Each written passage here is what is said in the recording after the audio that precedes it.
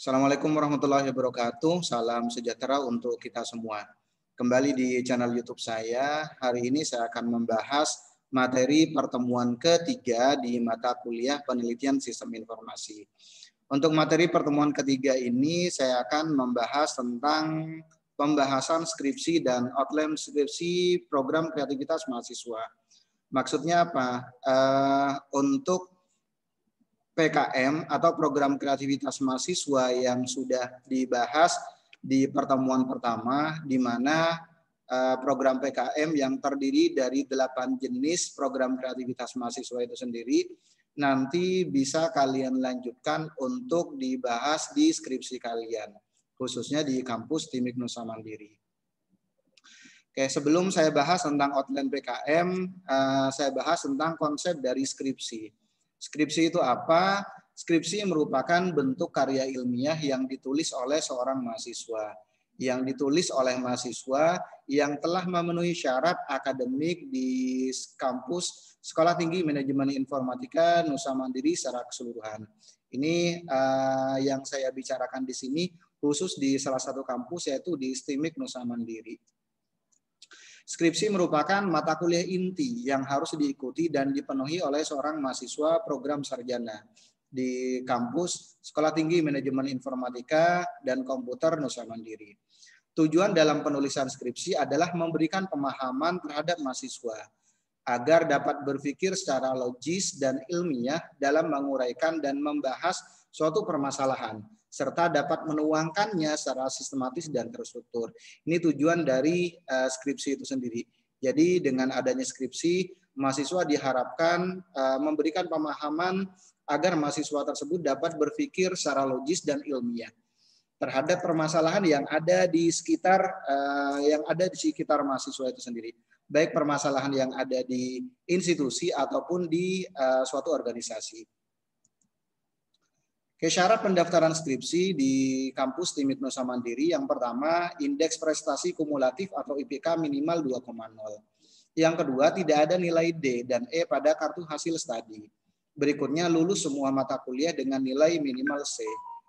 Mempunyai minimal 1 sertifikasi kompetensi BNSP, khusus untuk jurusan atau prodi sistem informasi yang harus kalian ambil, yaitu analisis programming. Selanjutnya, khusus untuk program teknik informatika yang disyaratkan adalah mengikuti sertifikasi kompetensi di bidang network administrator media. Atau sebenarnya kalian boleh mempunyai minimal 1 sertifikasi kompetensi dari vendor yang lainnya. Nggak harus contohnya analisis program atau network administrator. Contohnya kalau yang teknik informatika kalian ngambil sertifikasi di Cisco contohnya. Atau contohnya ngambil sertifikasi di Mikrotik contohnya. Atau contohnya kalau yang prodi sistem informasi, kalian ngambil untuk skema programmer contohnya di bidang yang lainnya, atau contohnya di vendor yang lainnya.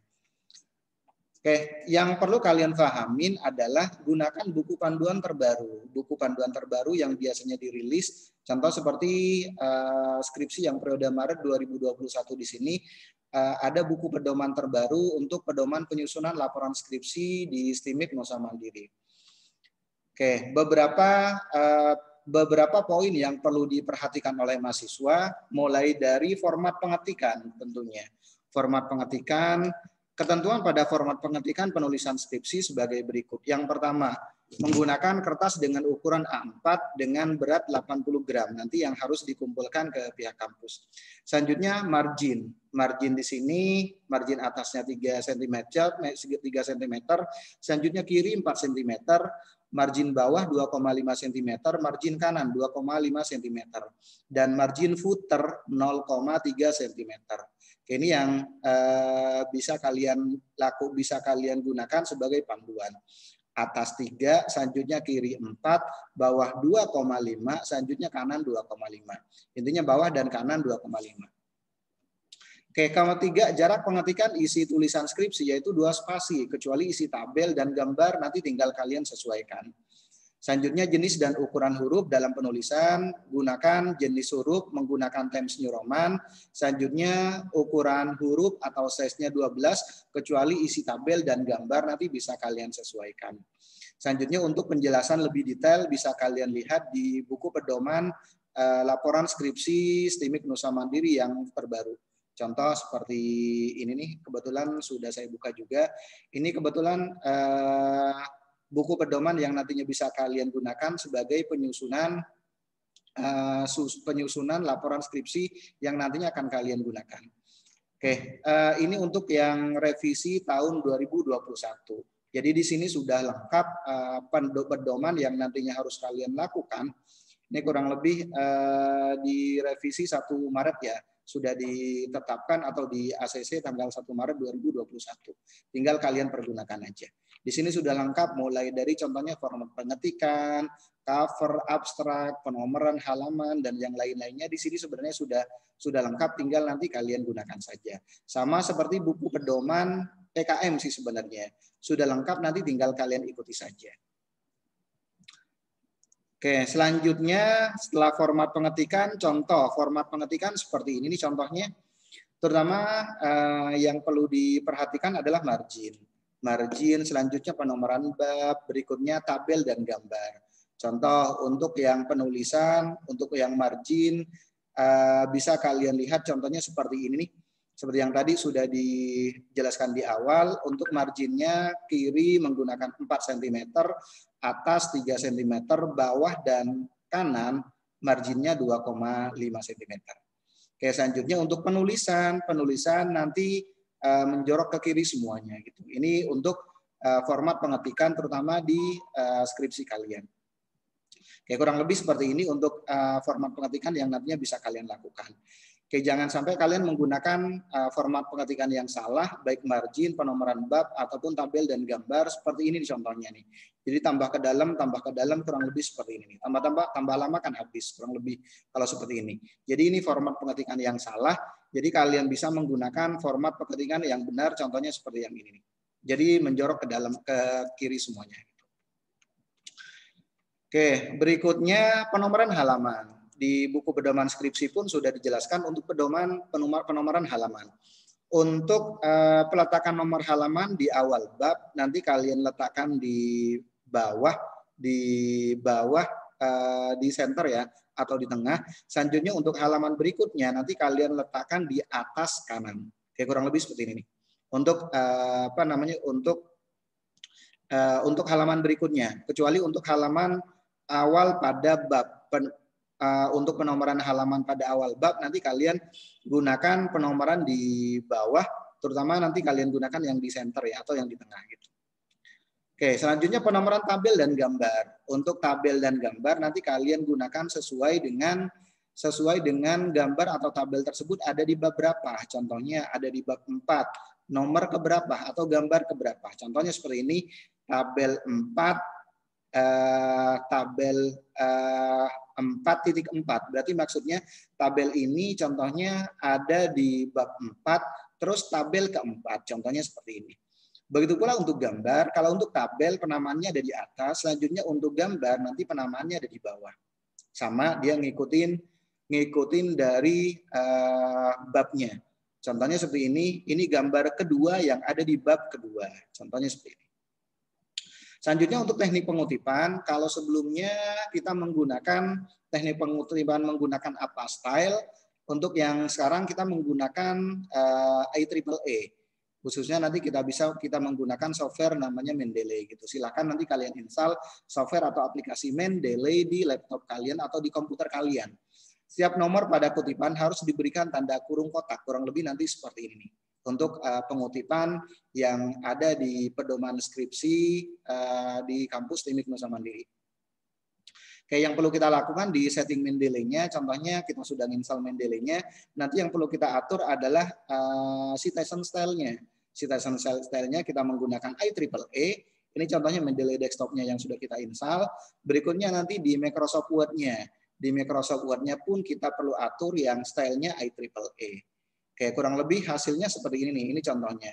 Ini contohnya nanti akan diberikan penomoran seperti ini nih. Untuk Ini contohnya kutipan pertama, kutipan kedua, kutipan ketiga, dan seterusnya.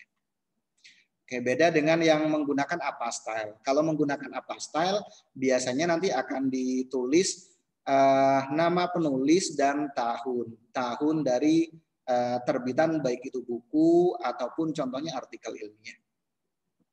Oke, selanjutnya daftar pustaka pun kita menggunakan IEEE. Contoh seperti ini nih, kita urutkan dari daftar pustaka pertama sampai nanti daftar pustaka ke N contohnya. Dan daftar pustaka pertama dan jarak antara daftar pustaka pertama dan daftar pustaka kedua, kutipan pertama dan kutipan kedua nanti yang ada di daftar pustaka nanti diberikan jarak 2 spasi. Tapi kalau untuk yang kalau seumpamanya daftar pustakanya terdiri dari beberapa baris, nanti kalian gunakan 1 spasi gitu. Kecuali dari daftar pustaka 1 ke daftar pustaka berikutnya. Oke, berikutnya teknik kutipan. Laporan skripsi mensitasi minimal 10 paper, diutamakan 5 tahun terakhir. Jadi untuk skripsi itu sendiri nanti baik kalian menggunakan outline A, outline B, atau contohnya kalian menggunakan outline yang lainnya pun, nanti untuk sitasi, terutama untuk artikel ilmiah, minimal 10 paper, diutamakan 5 tahun terakhir. Jadi kalau semuanya kalian bikin skripsi tahun 2021, berarti maksimum kutipan artikel ilmiah yang bisa kalian kutip yaitu terakhir 2016. Pokoknya 5 tahun terakhir dari kalian meneliti. Selanjutnya referensi buku minimal 5 buku, diutamakan dari 5 tahun terakhir dari periode skripsi. Jadi untuk referensi buku yang ada di daftar pustaka minimal ada 5 buku dan diutamakan 5 tahun terakhir kalau memang ada. Selanjutnya tingkat plagiarisme tidak boleh lebih dari 50% per bab untuk laporan skripsi dan 20% per artikel ilmiah. Untuk buku pedoman untuk skripsi kalian nanti tinggal kalian cek tingkat plagiarismenya menggunakan software plagiarisme yang gratis. Kalian bisa menggunakan contohnya plagiarisme checker contohnya dan yang lain-lainnya. Nanti tinggal kalian copy di software tersebut. Selanjutnya kalian cek plagiarismenya. Berapa persen? Batas minimal, batas maksimumnya 25% ya. Batas maksimum untuk per bab untuk laporan skripsi kalian. Nah, untuk artikel ilmiah maksimumnya 20%. Kalau memang sudah di atas contohnya tingkat plagiarismenya contohnya sampai 25% atau 20%, nanti tinggal kalian perbaiki lagi artikel ilmiah kalian. Kalau di skripsi contohnya sampai 30%, berarti skripsi kalian perlu diperbaiki terutama yang paling banyak lebih ke kutipan biasanya atau quotation. Pengecekan plagiarisme dapat menggunakan software open source, yaitu free dan sertakan bukti plagiarismenya. Oke, contoh kalian bisa menggunakan software seperti ini, plagiarisme checker contohnya, nanti tinggal kalian masukin teksnya. Atau contohnya bab 1 kalian atau latar belakang masalah kalian masukin ke sini, selanjutnya nanti tinggal kalian cek. Atau contohnya bisa menggunakan small c tool, contohnya plagiarisme checker, nanti kalian bisa masukkan masukkan bab 1 kalian mulai dari contoh latar belakang masalah dan yang lain-lainnya, baru kalian nanti cek di sini berapa persen plagiarismenya kalau menggunakan software ini. Oke, nanti tinggal kalian buktikan, tinggal kalian lampirkan bukti plagiarismenya. Contohnya kalau sampai seperti ini, contohnya 50% similarity index-nya berarti skripsi kalian kurang bagus gitu. Kurang bagus kenapa? Karena diindikasi kalian melakukan copy paste atau plagiat gitu dari tulisan-tulisan yang ada. Kalau bisa nanti kalau memang kalian banyak melakukan kutipan, kalau bisa jangan menggunakan kutipan langsung gitu. Kalau bisa nanti kalian gunakan parafrase. Parafrase itu apa? Kalian gunakan kata-kata sendiri dari kalian. Oke, ini yang nantinya bisa kalian lakukan. Oke, untuk outline skripsi yang ada di kampus Teknik Nusa Mandiri, ada beberapa outline skripsi berdasarkan kode outline-nya. Oke, di sini ada yang dikhususkan untuk jurusan Teknik Informatika, ada yang untuk jurusan Sistem Informasi. Contoh yang dikhususkan untuk Teknik Informatika ada jaringan komputer, gagasan tertulis, dan artikel ilmiah. Sedangkan yang lainnya bisa digunakan untuk jurusan sistem informasi dan teknik informatika. Mulai dari contohnya perancangan program sains, penelitian ilmiah, selanjutnya aplikasi startup, penelitian kelompok, dan yang lain-lainnya. Oke, outline skripsi program studi informasi. Untuk outline skripsi program studi informasi, bentuk laporan skripsi Nusa Mandiri dilakukan melalui riset atau PKL yang dibuktikan dengan surat keterangan dari institusi atau perusahaan bahwa mahasiswa tersebut telah dinyatakan melakukan riset atau PKL. Jadi nanti ada beberapa outline skripsi yang memang mewajibkan kalian untuk melakukan riset di perusahaan atau di institusi terkait. Berikut contohnya outline skripsi program studi informasi khususnya di kampus TIMIK Nusa Mandiri. Yang pertama ada outline program kreativitas mahasiswa. Selanjutnya yang nantinya bisa kalian ambil ada aplikasi startup yang tadi ini saya rangkum kurang lebih yang bisa kalian ambil, outline startup, outline penelitian ilmiah, baik yang individu atau kelompok, outline perancangan sistem program bisnis, baik desktop ataupun web programming. Selanjutnya ada outline perancangan program sains. Ini kurang lebih 5 outline yang nantinya bisa kalian ambil, terutama untuk menyusun skripsi kalian, untuk pembuatan skripsi kalian. Nah, untuk outline program kreativitas mahasiswa di sini lumayan agak banyak. Ada 5 bidang kalau tidak salah yang nantinya bisa kalian bahas. Untuk outline penelitian ilmiah bisa individu atau bisa berkelompok. Oke, skripsi program kreativitas mahasiswa. Untuk materi hari ini saya akan fokus ke skripsi program kreativitas mahasiswa atau PKM. Outline skripsi program kreativitas mahasiswa merupakan skripsi yang membahas tentang penelitian dan pengabdian kepada masyarakat. Yang sama halnya dengan PKM yang diselenggarakan oleh Ditlitapmas Ditjen Dikti. Ini sebenarnya outline skripsi yang ada di TIMIK Nusa Mandiri, terutama untuk program kreativitas mahasiswa, ini sebenarnya sama dengan PKM yang dilaksanakan oleh Kementerian Ristek Dikti atau Kementerian Pendidikan dan Kebudayaan di Ditjen Dikti. Skripsi program kreativitas mahasiswa atau PKM dilaksanakan secara berkelompok dan umumnya memang berkelompok gitu. Berikut jenis-jenis outline skripsi PKM yang nantinya bisa kalian bahas. Ada program kreativitas mahasiswa di bidang penelitian contohnya. Selanjutnya program kreativitas mahasiswa di bidang kewirausahaan. Meskipun contohnya ada beberapa perubahan nama seperti yang sudah saya bahas di materi pertemuan 1. Ada program kreativitas PKM Pengabdian Masyarakat atau PM. Ada program kreativitas PKM Teknologi. PKM Penelitian ini sekarang diganti PKM Riset gitu. Selanjutnya ada program kreativitas mahasiswa Karsa Cipta. Terus ada program kreativitas mahasiswa Gagasan Tertulis dan PKM atau program kreativitas mahasiswa Artikel Ilmiah. Untuk yang nomor 6 dan nomor 7 ini diperuntukkan untuk mahasiswa jurusan Teknik Informatika kalau di kampus TIMIK Nusa Mandiri. Oke. Ini kurang lebih untuk outline kelompok dari banyaknya outline yang ada di PKM atau program kreativitas mahasiswa ataupun outline yang sebelumnya. Ada beberapa outline skripsi yang bentuknya kelompok. Contoh, ada outline aplikasi startup, nanti kelompoknya minimal 3 orang, maksimum 5 orang. Outline penelitian, ada yang berkelompok, minimal 2 orang, maksimum 3 orang. Outline kewirausahaan atau PKMK, 3-5 orang. PM, ini 3-5 orang. Selanjutnya teknologi 2-3 orang. Karsa Cipta bisa 2-3 orang. Gagasan tertulis 2-3 orang. Artikel ilmiah dan gagasan futuristik konstruktif bisa 2-3 orang. Oke, jadi ada batas minimalnya dan ada batas maksimumnya. Untuk buku pedoman laporan skripsi dan hands-on bisa nanti kalian lihat di portal atau di website TIMIK Nusa Mandiri. Kalau kalian memang sudah dinyatakan contohnya boleh mendaftar di skripsi, biasanya nanti akan diberikan buku pedoman dan hands-on. Buku pedoman berikut buku penjelasan dari buku panduan TIMIK Nusa Mandiri. Ini kurang lebih untuk outline skripsi yang ada di kampus TIMIK Nusa Mandiri, khususnya outline PKMK atau kewirausahaan. Hampir sama sih subbabnya, ada 5 bab. Mulai dari bab pertama pendahuluan, bab kedua gambaran umum rencana usahanya seperti apa. Selanjutnya bab ketiga metode pelaksanaannya. Bab keempat hasil yang dicapai dan potensi pengembangannya seperti apa. Terakhir nanti penutup. Ini kurang lebih untuk outline skripsi PKMK. Dan harus ada surat keterangan riset dari tempat kalian melakukan penelitian khususnya di bidang PKMK. Kalian risetnya di mana gitu? Kewirausahaan apa yang akan nanti kalian angkat. Oke, selanjutnya ada outline skripsi PKM-PM atau pengabdian masyarakat. Untuk outline skripsi PKM-PM di sini tidak harus riset.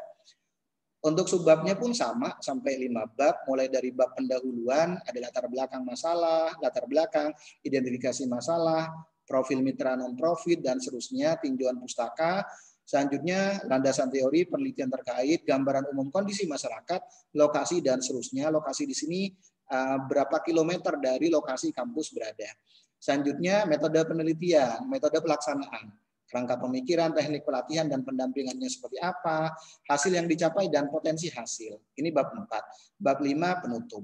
Selanjutnya nanti ada daftar pustaka, daftar riwayat hidup, lembar bimbingan skripsi, surat keterangan riset. Ini pun harus ada yang namanya surat keterangan riset. Oke, berikut ada lampiran-lampiran yang perlu kalian lampirkan. Mulai dari penggunaan dana, bukti-bukti pendukung kegiatan, hasil-hasil pengecekan plagiarisme, dan yang lain-lainnya. Berikutnya ada outline skripsi PKMT, berarti di bidang teknologi. Ini sifatnya berkelompok juga. Oke, sama ada 5 bab, mulai dari pendahuluan, latar belakang, identifikasi masalah, profil mitra, dan seterusnya. Selanjutnya, kalau di sini ada luaran penelitian, harus ada 2, ada artikel ilmiah dan prototipe sistem informasi mitra, baik itu aplikasi ataupun program. Selanjutnya, tinjauan pustaka, metode pelaksanaan, hasil yang dicapai, dan potensi khusus. Nanti tinggal kalian gambarkan, mulai dari hasil dan pembahasan. Selanjutnya UML-nya seperti apa. Kenapa menggunakan UML? Karena di sini kan ada prototipe yang harus kalian buat, yaitu bisa aplikasi ataupun program. Oke, yang berikutnya ada outline skripsi PKMKC, Karsa Cipta.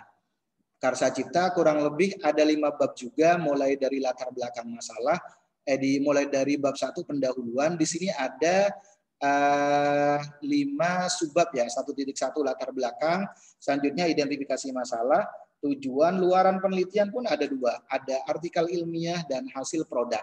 Bisa sistem, bisa desain, bisa model atau barang, bisa prototipe, bisa aplikasi. Ini bahkan lebih luas kalau dibandingkan dengan PKMT. Selanjutnya kegunaan program. Berikutnya tinjauan pustaka, metode pelaksanaan. Mulai dari tahap perencanaan, tahap desain dan sistem aplikasi, dan seterusnya. Terus bab 4, hasil yang dicapai dan potensi khusus. Oke, ini yang perlu dibahas nanti di outline skripsi PKM Karsa Cipta. Berikutnya penutup, di sini pun ada yang namanya surat keterangan riset. Nah, mitranya siapa yang kalian ajak? Ini salah satunya. Berikutnya ada outline skripsi PKMGT atau gagasan tertulis. Cuman kalau untuk PKMGT di sini diperuntukkan untuk mahasiswa jurusan teknik informatika, bukan jurusan sistem informasi.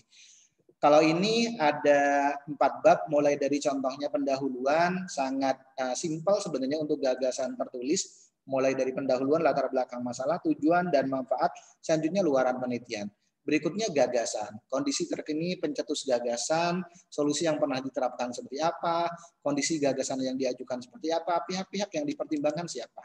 Berikutnya langkah-langkah strategis. Berikutnya bab 3, nanti kalian bahas tentang teknik implementasi. Terakhir nanti bab 4 penutup. Jadi di teknik implementasi di sini mulai dari gagasan yang diajukan seperti apa, berikutnya implementasi dan prediksi hasilnya seperti apa. Ini kurang lebih yang nantinya harus kalian bahas terutama di outline skripsi PKM gagasan tertulis dan harus ada surat keterangan riset. Oke, jadi intinya yang perlu kalian pelajarin terutama untuk yang outline skripsi PKM, baik PKM riset atau PKMGT, PKMK, PKMT, ataupun PKM Karsa Cipta, silakan nanti kalian pelajari buku pedoman skripsi di kampus Teknik Nusa Mandiri. Di sini sebenarnya sudah lengkap, sangat lengkap, tinggal kalian nanti bahas aja. Apa yang perlu dibahas, nanti kalian lihat dari outline-nya. Oke, contohnya seperti ini. Oke, ini contohnya nih. Outline gagasan futuristik yang tadi ini outline artikel ilmiah kelompok, ada outline gagasan tertulis kelompok contohnya dan yang lain-lainnya. Ada outline contohnya outline teknologi contohnya seperti apa yang harus dibahas.